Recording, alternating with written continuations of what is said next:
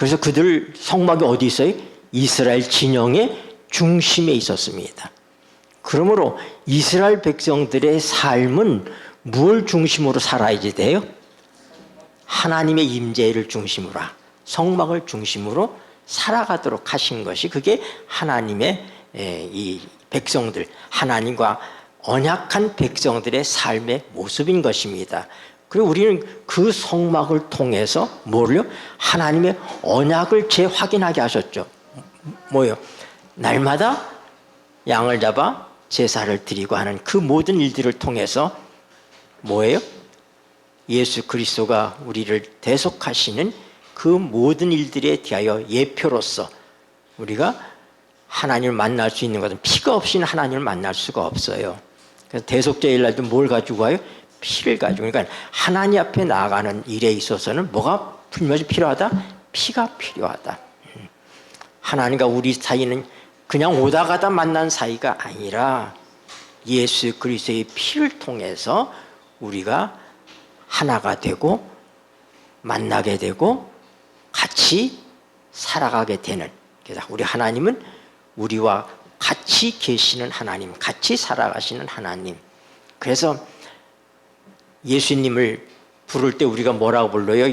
마태복음 1장 23절에 처녀가 아들을 낳으리니 그 이름을 임마누엘이라 하리라. 네, 이 성소가 바로 임마누엘이에요. 그래서 하나님은 뭘 원하신다? 우리와 함께 계시기를 원한다. 왜 그러죠? 여러분 어떤 사람과 같이 있기를 원해요? 저는 어릴 때 할아버지 할머니 손에 컸는데요, 우리 할아버지가 굉장히 엄하셨어요.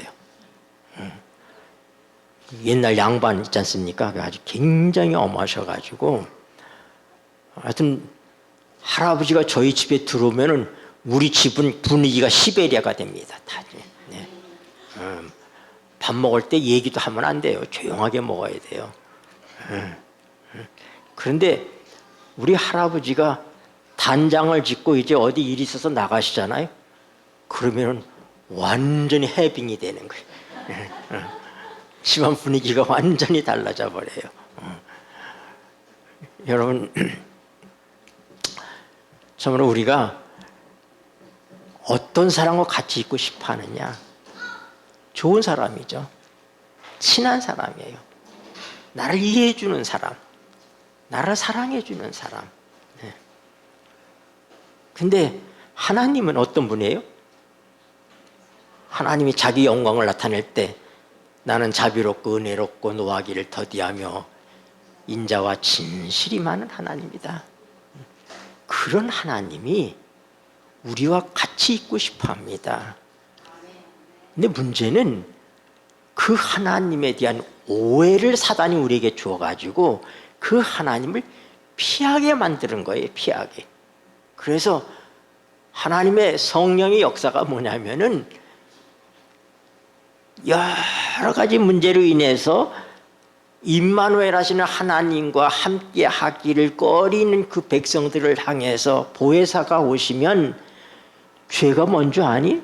다른 거 아무것도 아니야. 너 네가 도둑질하고 거짓말하고 이런 것 때문에 너 하나님께 나가는 게 두려우냐? 아니야. 죄는 예수님 안 믿는 거, 그거 하나가 죄야. 예수님만 믿으면 돼. 이게 성령이 우리가 가르쳐 주시는 거예요. 사단이 그동안 거짓되게 우리의 여러 가지 도덕적인 심리, 사회적인 심리, 인간관계의 모든 것들을 통해서 어떻게 돼요? 하나님을 인간화해서 하나님도 변덕스럽고 하나님도 때로는 화내시고 무섭고 용서가 없고 하는 그런 굴레 속에서부터 우리가 인간이 하나님을 보도록 만들어 놓은 것이 사단의 속임수예요.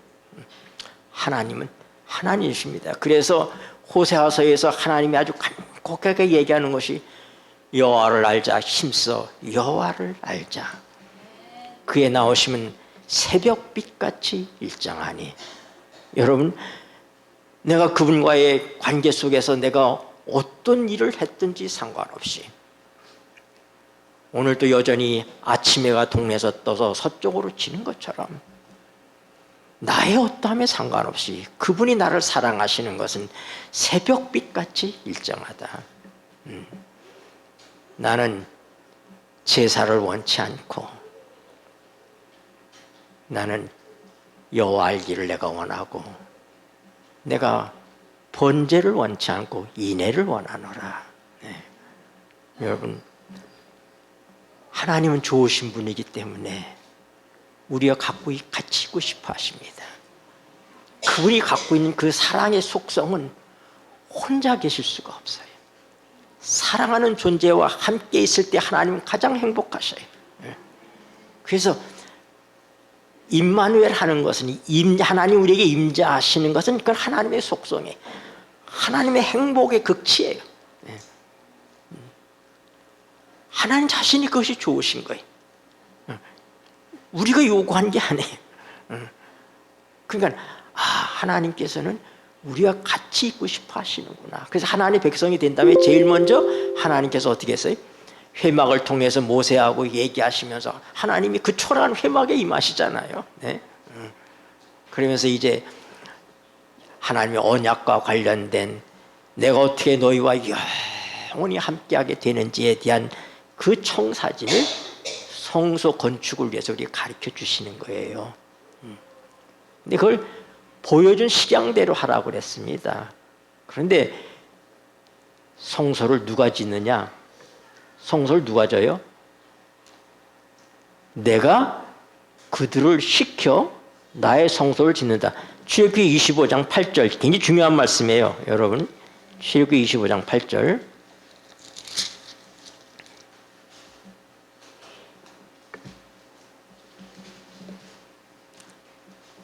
내가 누구예요? 하나님이시죠? 25장 8절 읽겠습니다. 시작. 내가 그들 중에 거할 성소를 그들을 시켜 나를 위하여 짓되 무릇 내가 내게 보이는 대로 장막의 식양과 그 기구의 식양을 따라 지을지니라. 네. 그 성소를 지으라고 하신 분이 누구예요? 하나님이시다 이 말입니다. 뭐 하기 위해서? 목적은? 자, 정리하세요. 성소, 성막은 누가 짓도록 하셨다? 하나님이 짓도록 하셨다. 목적은 그들 가운데 함께 있기 위해서, 우리 가운데 임재하시기 위해서. 근데 누구를 통해서, 누구 손을 통해서 지으신다? 그들 손을 통해서 지으신다 이 말입니다. 여러분, 우리 하나님 우리를 무시하지 않습니다. 하나님께서 모든 걸 일방적으로 하시는 게 아니에요. 다스려서 우리가 이 모든 것들은 결국 뭐냐면 우리의 몸된 성전을 얘기하는 거예요. 궁극적인 것이. 그래서 예수님이 말씀이 육신이 되어 우리 가운데 거하심에 그랬잖아요. 그 거하신다는 말이 뭐냐면은 텐트를 치심에, 장막을 치심에, 원어가 똑같아요. 요한은 성소를 생각하고 그 말씀을 쓴 거예요. 그러니까 성소의 개념은 뭐라고? 예수님 우리 가운데 장막을 치시기 위해서 청사진으로 보여주신 것이다 이 말입니다. 네. 그 목적이 거기 있는 거예요.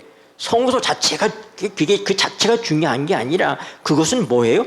실제적인 성소를 바라보시면서 출애굽에서부터 이 모든 역사는 우리의 실제적인 이 영적인 삶에 있어서 역사예요. 그것을 눈으로 보여주신 거예요.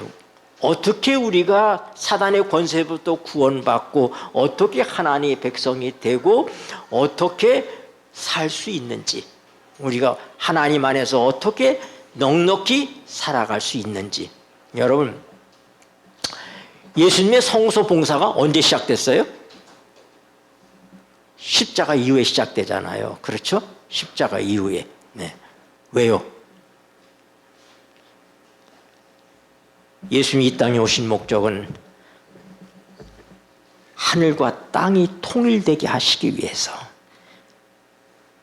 나라의 임하옵시며 뜻이 하늘에서 이룬 것까지 땅에서도 이루어져 있다. 십자가 이전까지 이 세상을 사단의 왕국이라고 예수님이 인정하십니다.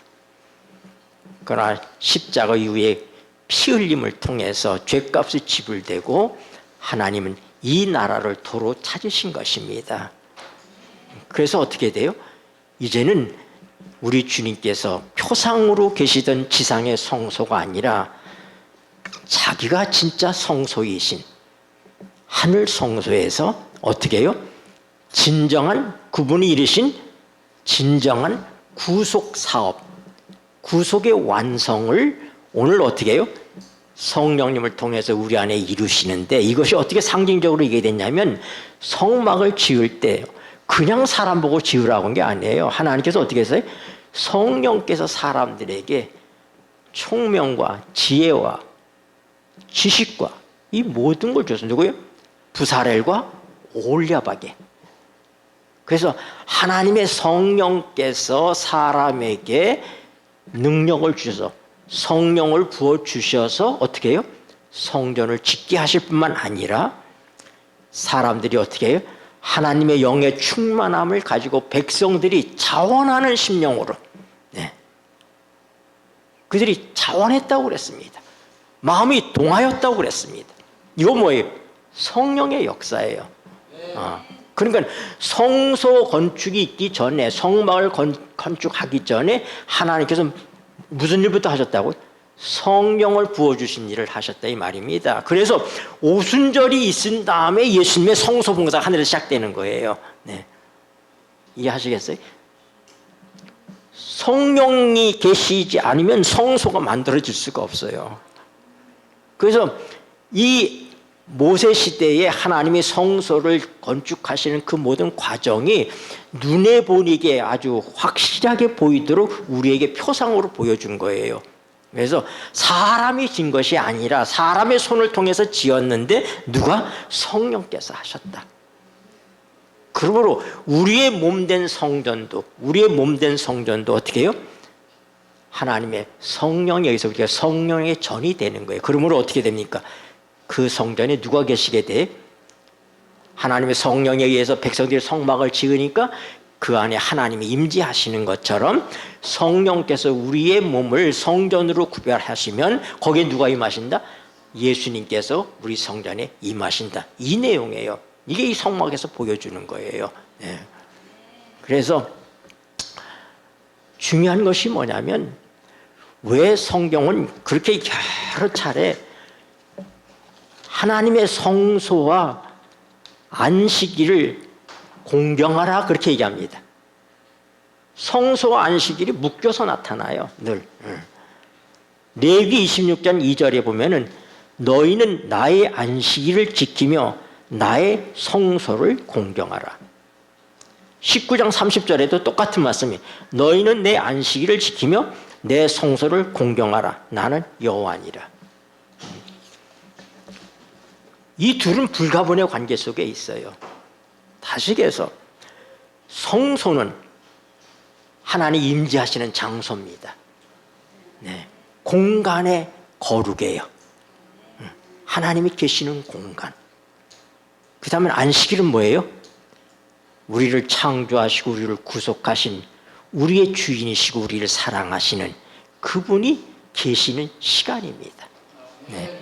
그래서 장소, 이 공간의 거룩과 그 다음에 시간의 거룩이 뭐예요? 성소와 안식일을 통해서 나타나는 거예요. 그래서 이 둘은 같이 내 성소와 안식일을 경외하라, 공경하라, 그렇게 성경이 말하고 있는 거예요. 그래서 이 둘이 기울어지면 안 되는 거예요. 예수님이 이제 구속 사업을 통해서 예수님이 지금 중보 사업을 하고 계시니까 예수 그리스도의 몸 안에서 모든 구속이 이뤘으니 이제 안식일의 의미는 없다. 아닌 것입니다. 여러분, 우리가 새하늘과 새 땅에 가서도 뭘 지킨다고 그랬어요? 안식을 지킨다고 그랬어요. 그럼 한번 생각해 보세요. 안식일은 뭐의 기념일이에요? 창조의 기념일이잖아요. 그러면 새하늘과 새 땅은 재창조가 이루어지는 거예요. 근데 재창조 이후에도 안식일을 지킨다는 얘기는 하나님이 재창조의 역사서도 창조의 역사를 반복하실 것이다. 저는 그렇게 생각하시는 거예요. 그러니까 천지를 다시 새롭게 창조하시는데 열흘이 걸리고 20일이 걸리고 이것이 아니라 엿새 동안 세상을 창조하셨다면 새하늘과 새 땅도 하나님께서 그 과정을 통해서 하심으로 우리에게 창조의 과정과 역사를 보여주시고, 그러니까 어떻게 돼? 동일한 안식일이 있게 될 것이라고 저는 그렇게 생각해. 그래서 어떻게 해요? 새하늘과 새 땅에서도 매 안식일, 네? 초하루와 안식일에 하나님께 나간다고 그랬는데, 나는 그 말씀을 통해서 재창조의 역사, 하나님은 과학자시거든요. 하나님은 질서의 하나님이시잖아요. 그렇기 때문에 재창조의 역사도 안식일이, 두 개의 안식일이 만들어지지 않을 것이다. 저는 그렇게 생각하는 겁니다. 그만큼 하나님께서 하시는 일이 중요하시고, 하나님께서 뭐를요? 하나님이 우리에게 임재하시는, 그래서 성소와 안식일은 임재의 표상입니다. 하나님의 임재의 표상이에요. 그래서 어떻게 돼요? 하나님이 구별하신 모든 시간, 하나님이 우리의 인생의 주인이라는 사실을 안식일을 통해서 늘 우리에게 은혜로서 가르쳐 주시고, 우리가 우리 몸된 성전을 통해서 늘 하나님의 성령 안에서 살아가는 거예요. 여러분, 하나님 멀리 계시지 않습니다. 고린도서 1장 30절에 너희는 하나님께로부터 나서 그리스도 예수 안에 있고, 예수는 하나님께로부터 나와서 너희 안에 거룩함과 지혜로움과 구속함이 되셨다고 얘기합니다. 내가 선택한 것이 아니라 그분이 성소를 지으신 것처럼 그분이 성령을 보내셨잖아요. 우리가 성령을 구한 것이 아니라 예수님의 대관식 때문에 성령이 오셨잖아요. 예수님이 높아지셨기 때문에. 그래서 그분이 오셔서 성전을 우리 속에 임하셔 성전을 지으시고, 누가 오셔요? 성전의 주인이신 하나님이, 예수님이 우리 안에 사시게 되시는 거예요. 이것이 성막을 통해서 보여주는 것들입니다. 네. 그 이제 우리는 어떻게 돼? 신명기 30장 보세요. 우리 이거 말씀 보고 이제 마칠게요. 신명기 30장.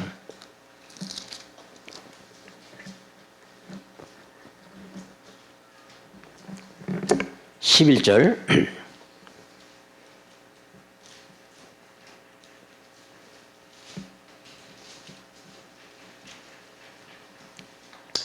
내가 오늘 읽겠습니다. 시작. 내가 오늘날 네게 명하니 명령은 네게 어려운 것도 아니요 먼 것도 아니라 하늘에 있는 것이 아니니, 네가 이르기를 누가 우리를 위하여 하늘에 올라가서 그 명령을 우리에게로 가지고 와서 우리에게 들려 행하게 할고 할 것이 아니냐. 14절 오직 그 말씀이 네게 심히 가까워서 네 입에 있으며 네 마음에 있은즉 네가 이를 행할 수 있느니라.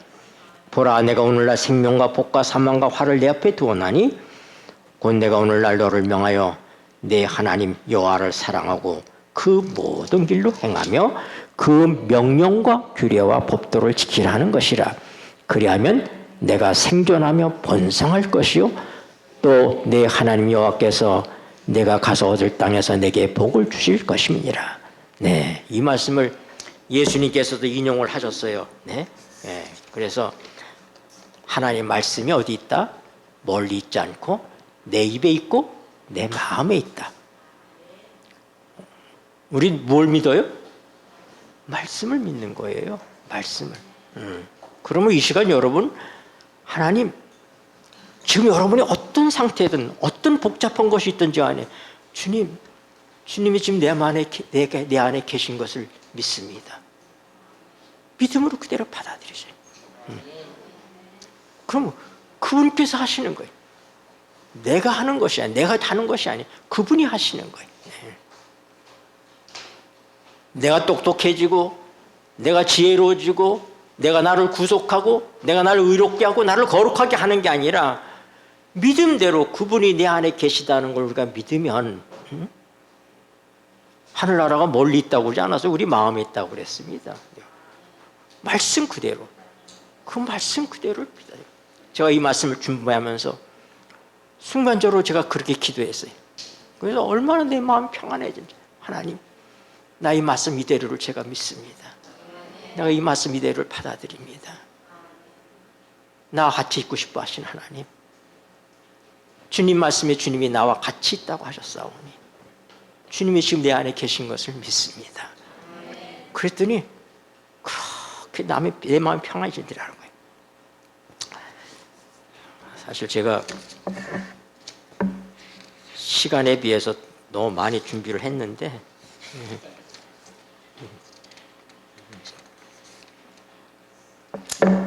한 절 읽고 마치죠. 네. 골로새서 1장 27절.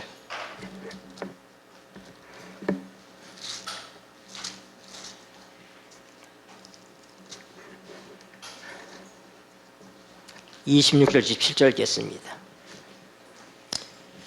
이 비밀은 골로새서 1장 26절 27절 이 비밀을 읽겠습니다. 시작.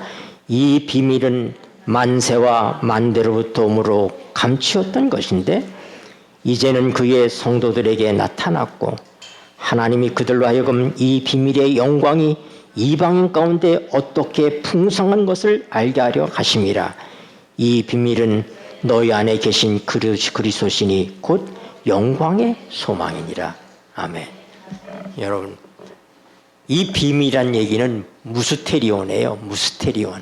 무스테리온은 그것은 정말 우리가 어느 한 단체에 속하지 아니하면 그 단체 속에서 이루어지는 비밀을 알 수가 없습니다.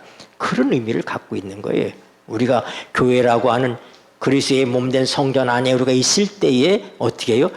그 비밀을 알게 돼요. 그 비밀이 뭐라고요? 우리 안에 계신 그리스도 영광의 소망이 우리의 비밀이다. 여러분, 비밀. 우리는 비밀을 가진 사람이에요. 애들끼리 뭐라고 해요? 야, 이거 비밀이야, 비밀 그러잖아요. 우리는 서로 뭘 갖고 있다? 비밀을 공유하고 있는 사람이다. 누구도 모르는 영원한 비밀, 영원한 소망인 이 비밀을 우리가 소유하고 있다는 사실에 대해서 감사하시게 되길 바랍니다. 감사합니다. 묵상 기도하시겠습니다.